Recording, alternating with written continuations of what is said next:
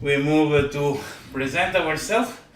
I am Roberto Capodieci, as you can see.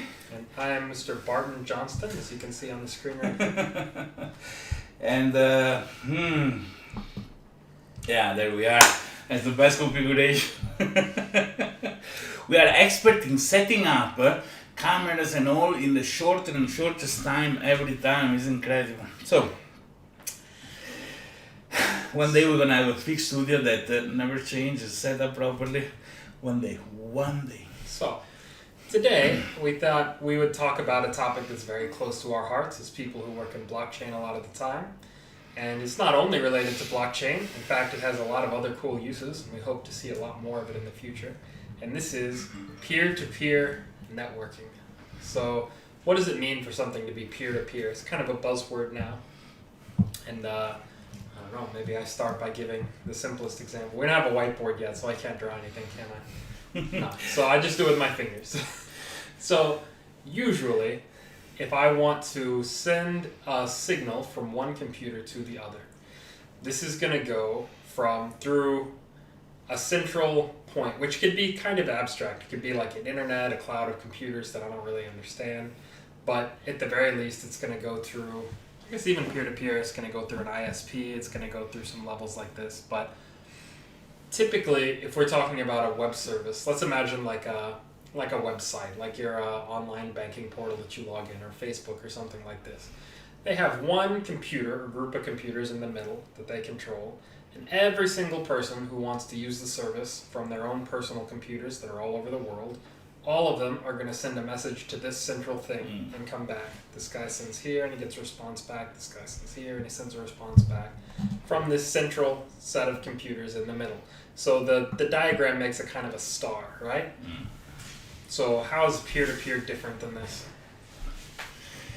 Well, peer-to-peer is fascinating because the difference between peer-to-peer and other network structure is the fact that there is no one point of failure, like one central point of disruption, right? Even in stellar network where things expand, one central node send to seven, those tend to hold. As you kill one, you kill down forward that cascade of data transmission. A ring network, you can break apart. Peer-to-peer network, any node can connect to any other node. So until the nodes can see some other nodes, at least they can propagate to potentially the rest of the nodes, whatever message intends to propagate. That's as if coming to an analogy with people living in several villages. They have a messenger. They go from a village to another to bring information. That's a kind of network where if you kill the messenger, the message doesn't propagate to the next village. While in a place where everybody travel from a village and another and meet people on the road, and whoever they meet, they send a message, there is higher probability that the message goes around. There's promise in this analogy, and I try to modify it a little bit. Sure, because it just came out like this now. So imagine that you have a place where you have a big city in the country, right? And all of around this big city are lots of other little villages and townships and things like this. Now imagine the way the internet works with major, say like messaging services and most online applications, is that if I want to send a package from one village to another village, this package has to go through the big city and get routed to that other village. And if that village wants to send the package back, then it has to get routed through the big city and come back to my little village. All of the routing is in this big city. Now, if the big city is having riots, or if the big city is having some kind of failure of this central infrastructure for how to ship packages, all of the villages have lost the ability to send information and things back and forth between each other. But if each of the villages takes upon itself to have a little bit of the infrastructure that it needs to send a guy or some packages to another village and come back, first of all, the trip is shorter because maybe he can go straight there. Occasionally, I move this way, occasionally, if the city's in the middle, one village is here and the other village is up here, and it takes about as much time to go between both. But I'm really messed up looking at myself, man. But many times it's even faster and cheaper to go directly between the two villages and not ever touch the big central city. And you remove a kind of independence as well. Well, not only this makes route shorter sometimes, but it makes a central place less busy. Because if there is a single big city that has to handle all the packages that go from any village to any other village, you need a very big infrastructure there. If every village only manages the package from and to their own village to some other, and they have people going around, they have less need of an infrastructure and quantity of data because they distribute the work among. Obviously, the total amount of people within all the villages is going to be more than the one that is in the central city, but the advantages on the other hand are that even if one village suddenly their office goes in fire or whatever, they can always rely in the other villages to go collect package and distribute and bring them somewhere else. So this is exactly the kind of benefit that we get from peer-to-peer networking. There's a lot of arguments to be made from it, but there's also things that it makes more difficult. And so going back to the same analogy about all the villages around the big city, there's a reason that the people in the big city might want all of the packages to come through the big city. For example, maybe they want to give a quality control because they need the shipping to go a certain way. Certainly they want to collect information. They want to know who's sending a package to who and at what time, and they want to keep a record of this in case that information needs to go to law enforcement, in case it needs to go. They need to understand which of the villages need more supplies on average so that they can choose, how to shape the laws, and they can choose. There's many reasons that they want to keep this information in one place. But where peer-to-peer comes in is that mostly because if the major of the central city have a fight with the major of one village, can cut off the village from sending and receiving package from anybody, absolutely. Right? The interests of this central planning body that orchestrates everything may not be the same interests as the individual villages that need the services provided by the city. And that's why we choose this model. We're interested in this model in computer systems because in many cases it's the same. Say we take a nameless social network invented by a nameless guy. This network has in its interest that it wants to collect every piece of data about every person's life that reports through it, and would very much love if they could force it to happen that people don't even have the power to communicate with each other off of its platform, so it collects every little drip of data which it's able to monetize one way or other. It loves the ability that when somebody acts or speaks in a way that it doesn't like, that it can completely exclude them from the network. And the fact that as more and more people depend on their central place on the internet to move this stuff for their daily life, that power to cut somebody out of that space is an increasing power over the lives of those people, and they like to accumulate this power. Their interests do not align with the individual people who really want to use the service to communicate with each other, to share about their lives with each other, who, if such an infrastructure existed and were as easy as the central one, might be better off to send data directly between each other's computers and never touch this big central cluster in the middle. But you think it's only a matter of interest in controlling information that things have developed in a way where the central part was just a matter of evolution? I think the idea that ARPANET implemented the internet with protocol of TCP/IP, right? To always have a matter of connection, a routing of connection between 2 points, even if the direct connection between those 2 points got broken, right? It was a military need in order to have a network redundancy or robustness. I can route through any route, and I can always go from A to B, even if the direct connection doesn't work. But in general, how computer came out, I think that we are dragging ahead the expense of computer power that was super expensive in the past. So it was easier to have a central computer power and many terminals that send and read information from this computer. IBM mainframe, the S400, S36 were very expensive computer that nowadays will be a laugh because an iPhone is more powerful. But at the time, those were important. So putting one of these to every desk of every people was something that you cannot even consider, right? So you had this central computer where data is stored, where the computation of data is done, where query and database are made. And every person can have a terminal, which was a really cool stupid terminal, means only managed to display character they receive through a connection and send out a character from this connection. It's like if a single computer had many keyboards and many monitors, pretty much. And offering to every monitor and every listening every keyboard and offering output to every monitor based on what was asked. I think this shaped the mentality that data computation should be centralized and the display, even in how the first browser came out, right? The first browser were not meant to elaborate data locally. They were only meant to display data in a nice way that was elaborated centrally, right? The same way the mail server, you write your email or read your email in the mail client, but it's the mail server that manages all the storage and all the sending and receiving. You make a very important point that I skipped over completely because suddenly I made centralization sound very sinister. But you're correct that I don't think that's the reason things evolved that way. It was an influence, but that's not the primary reason. The primary reason was for efficiency, because you don't have to duplicate the infrastructure everywhere. Because, if the thing is on fire, if it's broken, there's one place you have to fix it, not everywhere.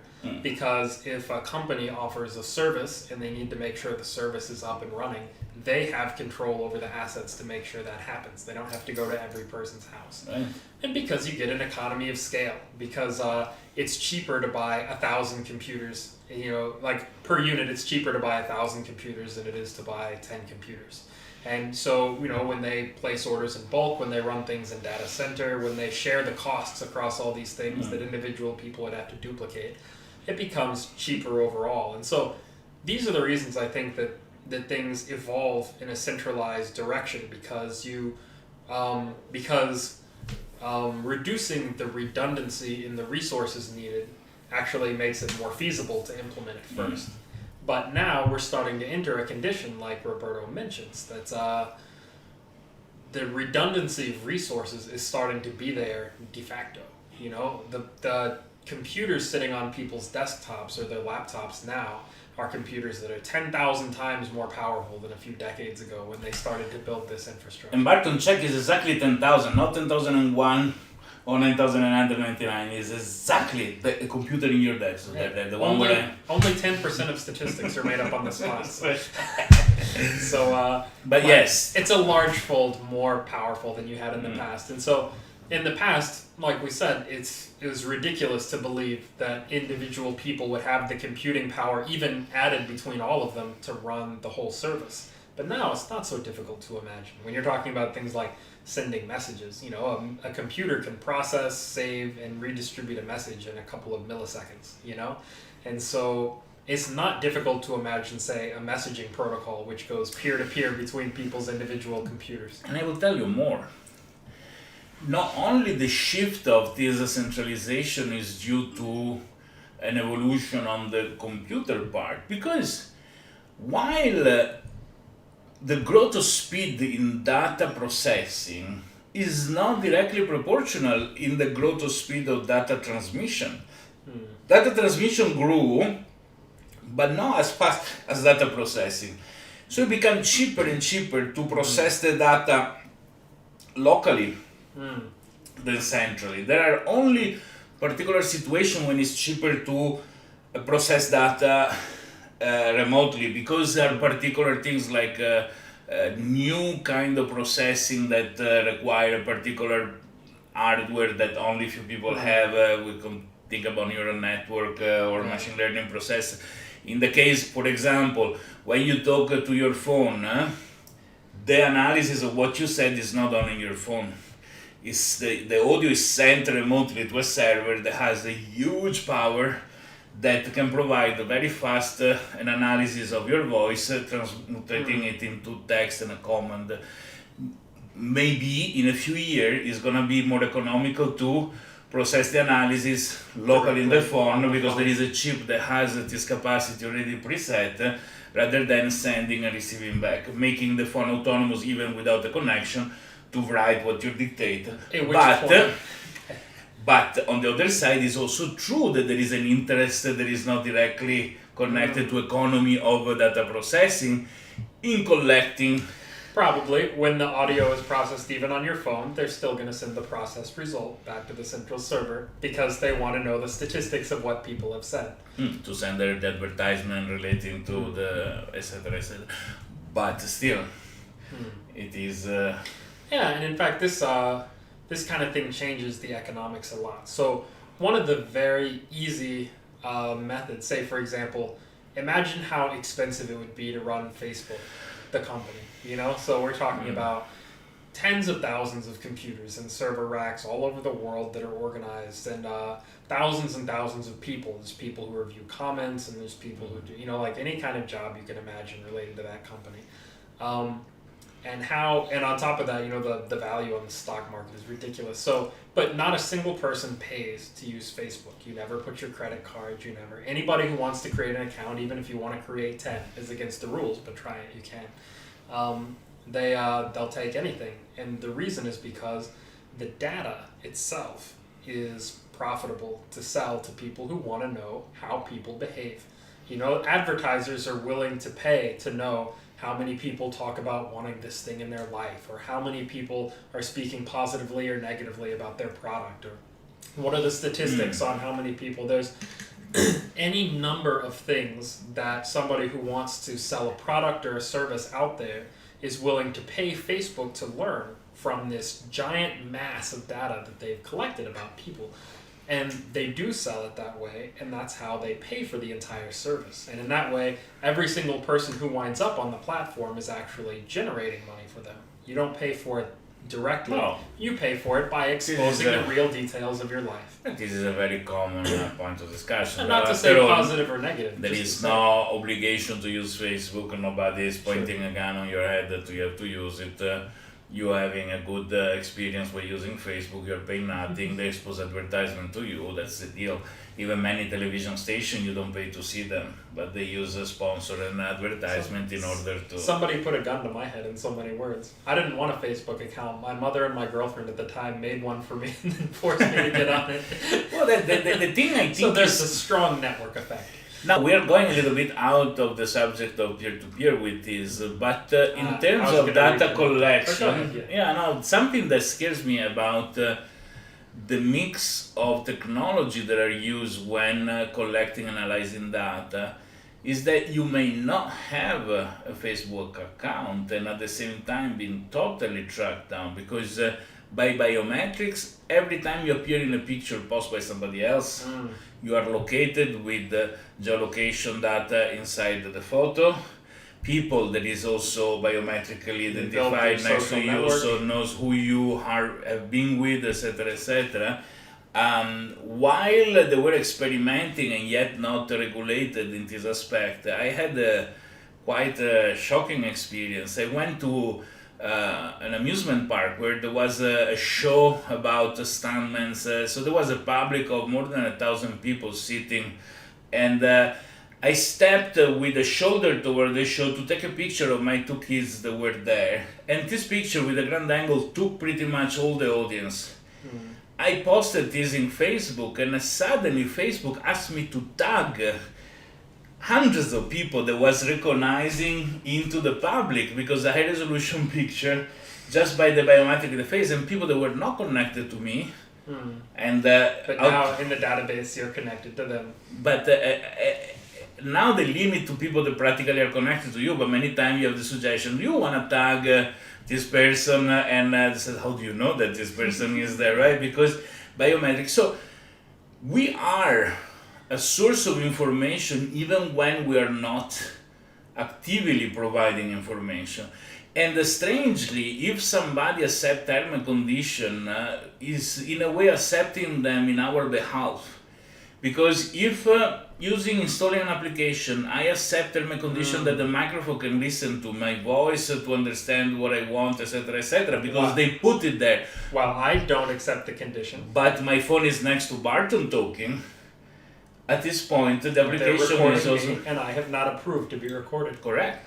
And same goes for appearing in a picture in Facebook or a video, because people is tag those in videos with the biometric is done.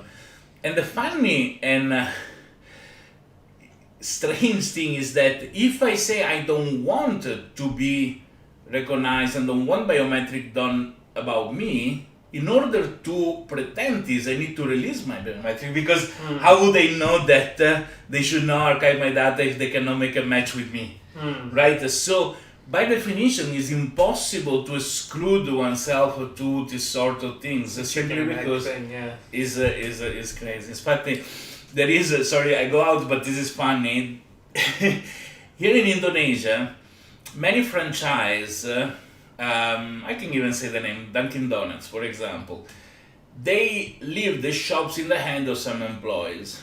Most employees, when you order your tray of donuts, and as you can see, I am an expert in the subject. I'm a novice. When you go to pay, they take a calculator, they write the total amount to be paid in the calculator, they show you the total in the calculator, they take the cash, and the franchisor that own the shop will never see the money. Then the manager declared that the donuts fell on the ground, are dirty, and throw them away, and they stole money. To avoid this, and this is the hilarious part, every shop has a sign that says, if you're not given a receipt, your meal is for free. But now, if I'm paying and they don't give me a receipt, I already paid, so the money are gone, how can I have the free meal, right? If I don't pay, they want me to pay, so it's impossible to apply this thing. And I photographed and I illustrated the whole process, everything in Dunkin' Donuts, and wrote to Dunkin' Donuts saying, guys, how do you apply this thing? It's a joke that you say I have a free meal. They don't give me a receipt, but the money are gone. I asked them, give me the money back, and they print the receipt immediately, right? So how do you apply that? They didn't reply to me. So I went to Dunkin' Donuts, and I said, I want to pay. They showed me the calculator. I said, well, I want to pay, and nothing. And then I walk out of the shop, and they say, you have to pay. I said, you don't give me a receipt. And they immediately made the receipt. They said, but now it's too late. But it's a receipt that you don't pay. How you do that, right? So how you can tell somebody, don't feel my face, if in order to see if they're filming your face, they need to have a video or a picture of your face in the first place, right? So that's a little bit interesting aspect. No, in fact, it's very interesting and it's related. But I want to go back to something you said a little bit earlier, because in fact, you're correct. As interesting as this topic is of data collection and people consenting and how companies profit from it, blah, blah, blah, really, I want to use that as a motivation to imagine a different kind of future. So we started with this example of like Facebook, for example, and the way they collect all this because it goes through the center. And even we saw how in the beginning this was because there's an economy of scale. They needed it to be like this. But let's imagine the different kind of motivations and contracts if your social network was purely a peer-to-peer system. So, for example, in this case, still I can use the system for free, but the contract that I make when I install the software on my computer is that because by me being allowed to use the software and see my friends and talk to my friends, also I allow the extra resources of my computer to be used, both the connections and the processing and storage and whatever else, to pass encrypted messages back and forth between other computers that are not related to me. And as long as I agree to let that extra processing power, which in most cases I'm not using anyway most of the day, I'm sitting there browsing Facebook. And so in this case, we imagine differently. So in the centralized model, if I want to send a picture to my friend, I take the picture on my phone. which way am I doing? Okay, here's my phone. I take the picture on my phone. It's uploaded to the cloud here, to Facebook's servers. Facebook stores the servers for me, and then Facebook sends the picture to my friend's phone, right? And then he looks at the picture that I took. In this case, maybe phones are a bad example, phones can be notes, but I say phone to phone. It doesn't matter. A phone is a computer these days. We're talking about my picture. When I create it, it goes directly through the internet to my friend's phone. Now, if that friend shares the picture with his friends, then maybe he sends it directly to their phones over the network. And always, it's possible, just like it is on Facebook, that one of these people copies the thing and they go and share it all over the internet, and I've lost the privacy of this data. Once it's there, there's nothing you can do. But in the majority case, for the small time kind of messages, normal day-to-day interaction that nobody cares to blast all over the entire internet, we really have the security that there is no central point for somebody to wait and collect all the information about my life. There's no central point. In fact, there doesn't need to be, because the cost, the burden of running this network is handled by all of the people around the world who run the computers. Let me recap a little bit what you say, because this sounds interesting. So, Facebook makes money, is centralized, collect your information, makes money by using your information and returning you the advertisement, etc., etc. And in this way, it can finance all the server that is maintaining and offer the service for free. They should pay me at this point. Doesn't matter. This is a point of view. But in practical terms, let's say they have a business. The business model is to show you advertisement, collecting money from the advertisers and give you a free service. And to give this service, they have a lot of expenses, which is a lot of personnel, a lot of servers around. Okay. Yeah. If we decentralize Facebook, so from some data center full of computer, we distribute to everybody's computer, we can say this: you have to pay to use this service. At this point there is no revenue, but how is this system paid? By offering resources of your computer to be part of this network computer, so you can even become more powerful than Facebook itself, because maybe by all the computer, all the participants. This is true. And we can say this: you offer your computer service, you earn as is used, but to use Facebook, you need to spend what you earned. Okay, so if you have money, you don't need to run a server, you can pay for the use. If you have a computer live there, you can earn and resell the things, and you create an economy by using this decentralized network. As long as network. your computer services as many other users post as the post that you want to make, then you pay the balance transparently. Second point. The content is only distributed along those that need to see or want to see the content, and not to a central place where everything is kept. So this also means less exposure of things that doesn't need to be exposed to people that doesn't need to see. There is an interesting point that is because there is no central moderation, people start posting horrible content. And how can I defend myself from being exposed by this thing? But the decentralization means also that I can choose whose content I see. So if my brother is attached in this post, I can block my brother at that point. Let's talk a little bit more in detail about that. Because one thing is important, I do believe, and is that Facebook has a central point of censorship, moderation, which sometimes makes sense, other time not. There is a lot of discussion. And lately there has been a situation where the President of the United States moved an observation that in my opinion is very true, which means that the responsibility of what you say belongs to you in the moment that nobody modify, block or censor what you say. In the moment that somebody takes responsibility to reprint what you say, it means go through their moderation approval, they become responsible of what they publish. So a system like Facebook can either be a place where they re-propose, let's say I write a very nasty email to somebody else, the mail server is not responsible because they don't censor my emails. But in the moment that they do, they become responsible what goes through that. This part is so important that I want to explain it again. Please. So this executive order that's just been issued in the United States, I think we both think is extremely important because it draws this distinction, which is these internet service companies that allow people to talk to each other, like Facebook, are considered platforms, and as platforms instead of a publisher or an editor. So if I were a publisher and I ran a news website that decides what to type and decides what to show the readers, then now I'm responsible for the stuff that I publish on my website. If I defame someone, if I post illegal content, anything like that, the law enforcement comes to me. The court cases come to me. But in the early years of defining the internet, when we started to have forums and we started to have other ways for people to communicate, the laws were made intelligently enough to recognize that sometimes an online service is not a publisher of every word that appears on its website. It's a platform for other people to freely interact with each other. And the person who operates this website is not responsible for the words that each person says to another person.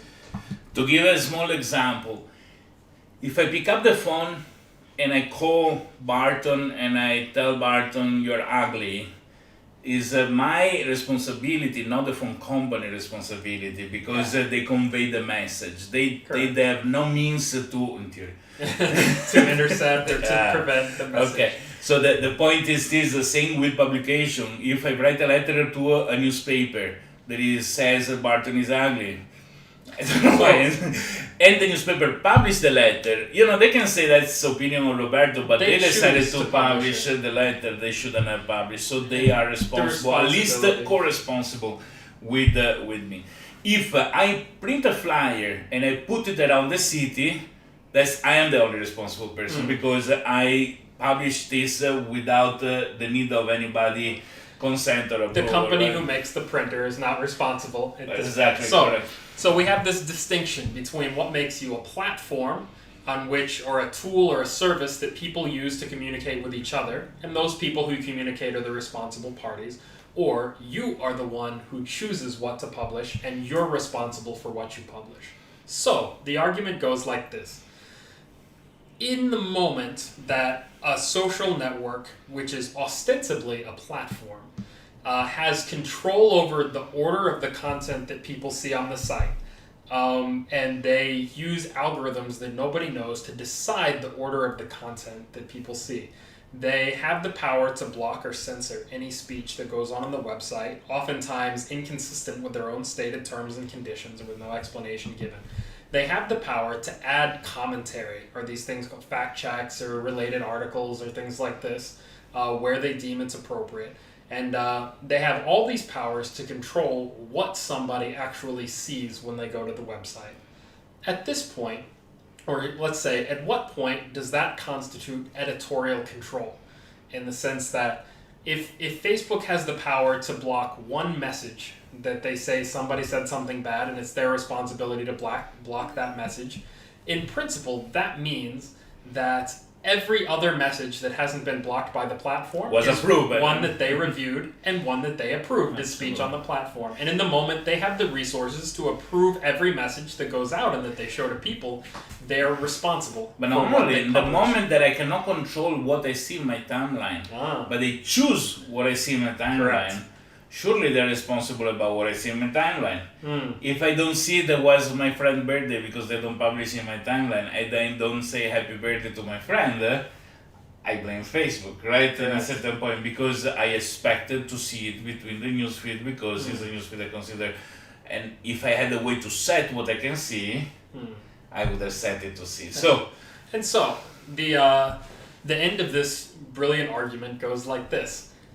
Because ostensibly a platform like this has such a wide degree of editorial control, which was never intended to be protected from responsibility by this little clause that says, if you can't check every comment, like maybe those people have their own freedom of speech on the platform. In the moment they've proven that really they can review everything, censor everything, even if it's with the help of algorithms, and they decide what you're going to see, they are the publishers, they are the editors, and they bear legal responsibility for what winds up on the platform. Now, this forces a social network into one of two options that they can do. One, the option that they don't want, is they can accept this status and say, yes, I'm a publisher. Yes, I'm the editor of everything that goes on this website. In which case, they're immediately bombarded into oblivion by 10,000 lawsuits from people who said, little user X defamed me, and now I'm going to sue you for publishing his defamation of me. So choosing that option effectively obliterates them as viable companies. Now, the second option that they can choose is to be more conservative about which pieces of speech they block, more conservative about how they reorder the posts, and so they really honestly fit into the definition of a platform that people use to communicate with each other. But at this point, they should not censor anything, which means... In fact, the law gives the section of the law that they're abusing is one that gives a special permission that they say, so despite this platform protection, there's certain kinds of things that you're allowed to block people saying. So like if it's especially violent, if it's pornographic, they give a couple of examples of things that are clearly abusive, and they say you can remove these things from the site as long as they fit within this tight category and as long as it's clearly in the public good that they're removed. And so the argument here is that social networks have now abused this tiny little clause, this tiny little part of the law that protects them to delete the most obscene speech, to do censorship of political opinions, to do censorship of political authors, like people who are important, who aren't violating any of the terms that could be related to this law. So they're going to block YouTube this video because... They can. They can, under the current interpretation of the law. They could say that we... have an opinion, whatever it is, but, in theory, they're still a platform, even though they choose to prevent us from saying these things. So they say the ugly one is Roberto in truth. There was fake news containing this video. And I put a little banner under the thing. And they will censor us. Okay. So and now let's think that Facebook gets decentralized at a certain point, okay? Which means that there is no more central body, central control, and as any other blockchain or peer-to-peer system, once it's set in motion, nobody has a power to change things, right? So we will have this thing that we open this special browser that doesn't go in the internet, but goes in the peer-to-peer network, and start collecting information from different nodes based on where I need to see information, which probably is encrypted, but I have the keys to the crypt because this is my friend, so he shares the decryption key with me. And I start looking at a timeline of content that I choose to, and I'm being authorized to see, right? I can see messages that are going to be encrypted with the same keys, for example, and at this point, I see something I don't like. So I want to block somebody that is stalking me or something like this. I can do it, and when my special browser connects, it's gonna stop from.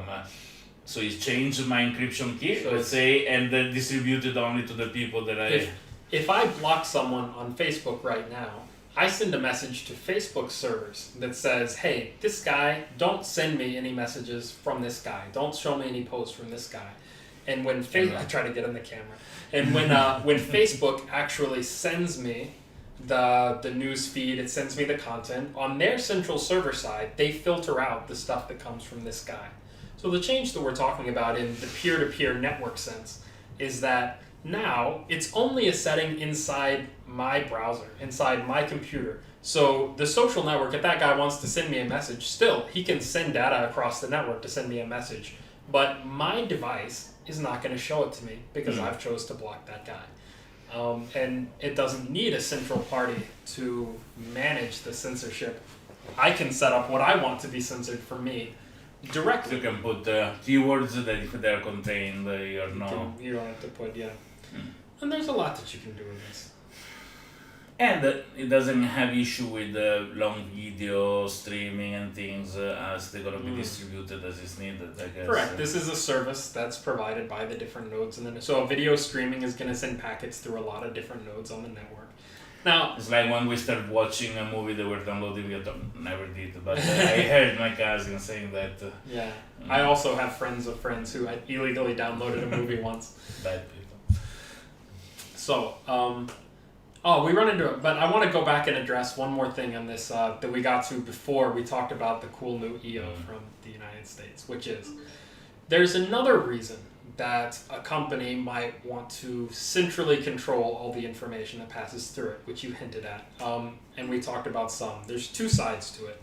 One is that the law enforcement might want access to all the data that goes through to conduct legitimate criminal investigations. So if someone is sending child pornography, if somebody is sending, like trading in illegal drugs or weapons or human trafficking or any of these kind of things, law enforcement might want to have access to the communications between these people in order to prove that they're committing crimes and actually prevent the crimes from happening. And depending on how much you trust the law enforcement agency, any given agent on any given day, this is a positive public service that they're able to perform by access to this information. In many cases, we know from Edward Snowden, they have demanded and forced the back doors to be opened in many of these big companies to let them in for whatever reason they deem fit. But the other reason is, even if the law enforcement weren't involved, this gives the publisher, if they choose to act in good faith, the opportunity, I called them a publisher already, this gives the central company, if they act in good faith, the opportunity to prevent this content or report it correctly or any other thing like this.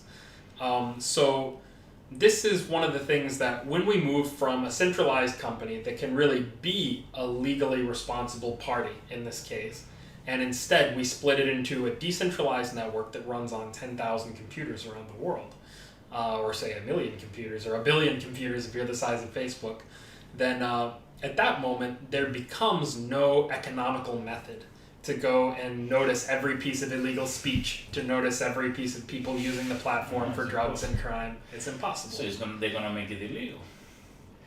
I wonder if the evolution of information technology wasn't going through a centralized distribution to a lot of stupid terminals, but was actually distributing from the beginning. It couldn't have done, but if it was like this and the world evolved in that way, where mesh network are the only connectivity mechanics that there are, and there are only long bridge that are offered by We didn't even touch on mesh networks. That's for another video. Oh my god, that's so important.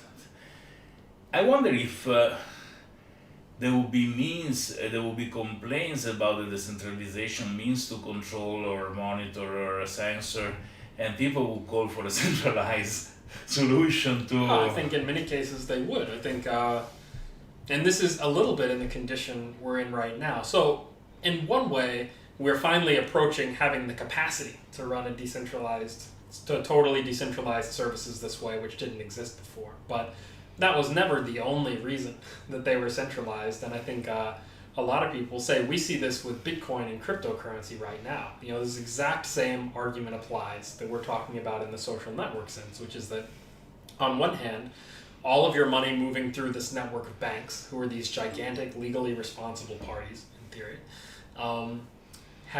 means that the government, the law enforcement, the banks themselves can enforce that people are following the laws, they're following the rules, they're treating each other honestly, and things like this. Whereas, if you really had, which you now do, a global network where people can anonymously, quietly, individually trade currency to each other for any reason that they want, and there's no way for anybody to step in and block it, and there's no way for anybody to see all of it, then they can do with it whatever they want, and it's kind of a wild, wild west. It's the ultimate, it's a forced laissez-faire government. There's the people themselves take the power away from the central authority.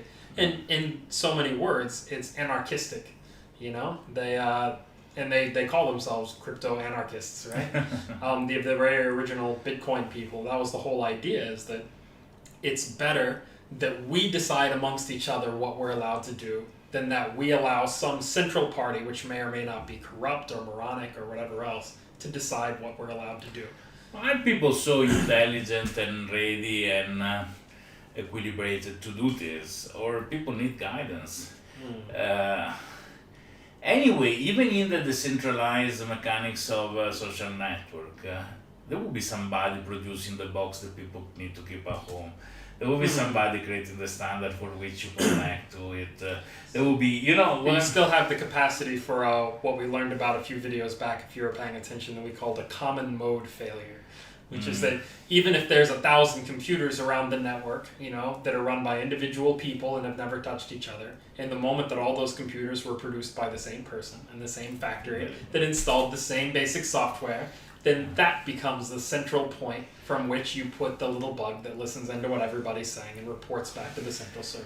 So on this basis, the most difficult aspect of decentralization of peer-to-peer is that the technology has to grow in a decentralized manner, right? So it has to be really open source, really contributed by many, really approved by many, hoping that these many have in effect the capacity to correctly implement and approve the right thing, and they're not being corrupted by a central party that wants to corrupt many in order to achieve. I mean, for example, in Linux itself, there has been cases that have been found out that the developers team been forcefully put backdoors and things in the code, which resisted for a while, then they've been found out and discovered. And seems that some government entity was behind pushing them or forcing them.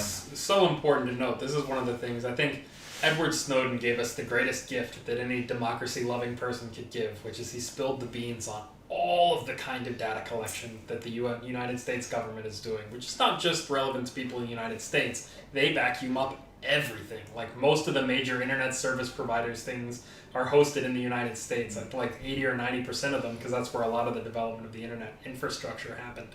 And so anything that passes through the United States, they have access to, which turns out is almost everything.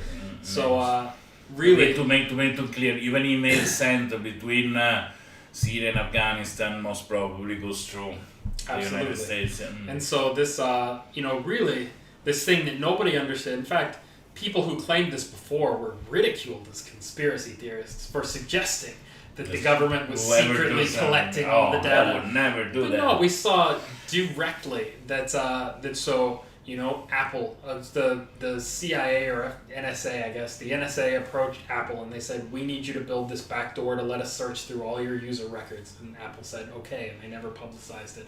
They approached Google and they said, hey, we need you to build this secret backdoor for us, and Google's engineers went and did it, and they never told anybody. They approached It's not Microsoft. because they accomplished it, but because if they don't, they get sued, they get in big trouble, and they cannot even complain publicly about it. This was one tiny facet of the stuff that Snowden released. This particular program was called the PRISM program. Because they use the analogy of like a prism of light, right? That you have all of the different major providers of user services are like rays coming into this prism, right?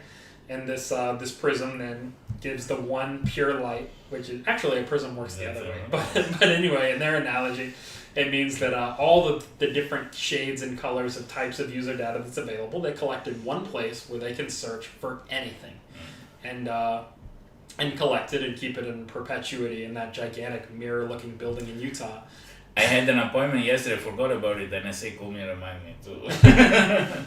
And in fact, this has come up a couple of times. Now that the Snowden things have been revealed, there have been cases. I think there's one case where a guy had deleted some text messages that he said in court were going to prove him innocent, and the court said, "Oh, you can't produce the text messages, and you must be guilty." And this guy had read up on the Snowden stuff, and he says, "The NSA has those text messages. They should come and produce them to prove me innocent." I don't remember how it resolved, but it's a valid question. As long as they have the real copy, should they? But anyway, so this is the real.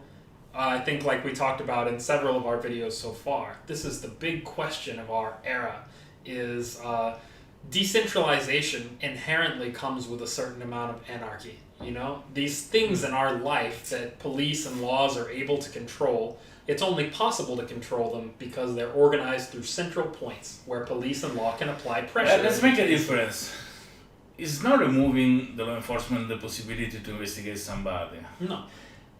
What is removing is the possibility to do mass surveillance, which is different, okay? So there are two different kinds of investigation. One thing is to say, okay, I think that one people living in this building is doing something wrong, or this group of friends, they're doing something wrong, and I'm investigating precisely that location or people. which is not gonna stop this possibility even if the system is decentralized, because I can target specifically somebody or some location. What I cannot do is that is the word bomb being mentioned by anybody in this country? Then it becomes much more complex to be done. And actually the G5 that kills the birds and also these things, one aspect of the architecture of the G5 network, 5G, sorry. 5G. 5G. Like G5, what is that? G5 kills birds too, but 5G does. 5G, I apologize. Is the fact that the network structure is very similar to stellar mechanics, for which Decentralized. is quite decentralized. Not as much as a peer-to-peer network, but close. And the interception, the detail of, for example, listening a call that happened between two people in the extreme area of the geography of the 5G will be impossible. Metadata goes up to the center because else building will be impossible. But the listening has to be very targeted, cannot be mass surveilled. And that's why there is also antagonism between several parties from... You would never expect that these parties who would like to surveil everything are actually percolating up some of the conspiracy theories about 5G to get the public to use the other networks because those are easier for them to collect. This is a theory, but they probably drop a lot of that bird from an airplane in order to an export antenna. And then they do the chemtrails and all those other things, which we obviously are just joking about. But in practical terms, I mean, personally, I do for work, consulting in this sort of things, and doing mass, what is called lawful interception, or lawful monitoring, lawful because it's authorized by law. This is true. That, a decentralized system will make it only targeted but not mass, which still, I do believe. Still, the already the law enforcement has power over. They can go and listen to the stuff that happens on your Wi-Fi network with a van outside your house, and they can figure out stuff that comes out of your router. They might have influence over the software on your computer. If they need to target a single person, they haven't lost that many tools to do that. It's just the mass collection. Consider something. 50 years ago, there was no such thing like mass monitoring. It was even phone company were decentralized, and there's no way to store all that data. And also to arrive, there was no single cable that transport all that data, even if there was the chance to store. Even storing is still a problem today. That's why they filter and they only say what is important. But it was very decentralized.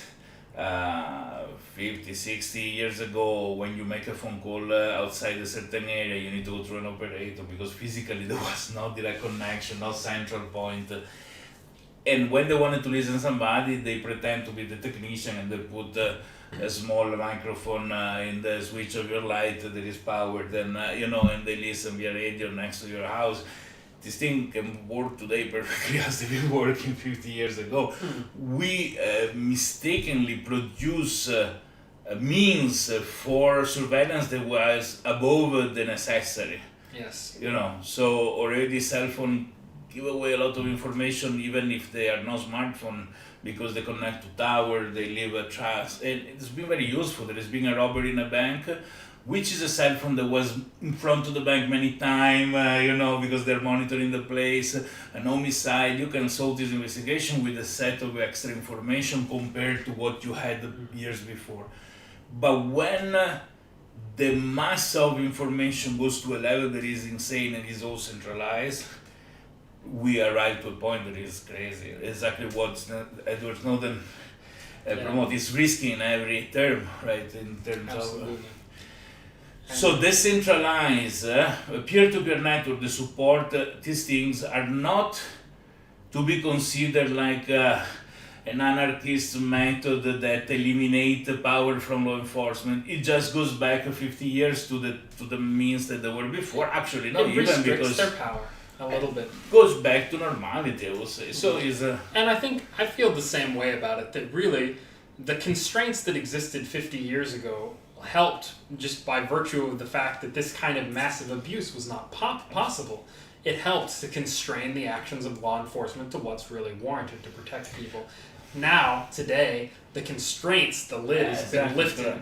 And all we're really talking about is bringing the constraints back down to a reasonable level. Way above the reasonable level, because the tools are much easier. Being digital things, imaging. At the time of the Roman Empire, the emperor wants to spell somebody, they need to send somebody to listen, and this person has to report back. If this person has a personal interest to change the information that they heard, there was no way to record, to make them listen, or GPS locate the recording, they actually went there. The guy can hide behind the corner for 2 hours, go back, so they said they want to kill you.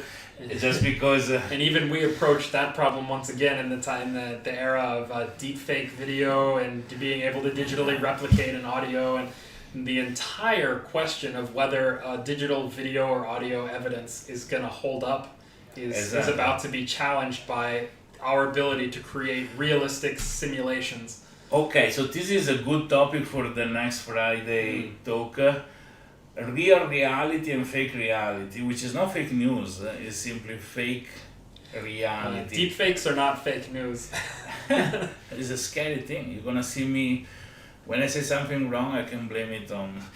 and yeah, when somebody makes a deep fake of someone else, it is fake news. But so... We're gonna disentangle this next time.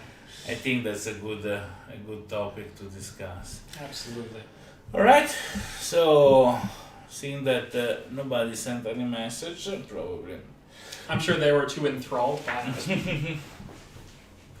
We can wave goodbye, and Monday there is the serious blockchain talks, and next Friday there are like talks like this that are more various options. Ciao ciao. Peace.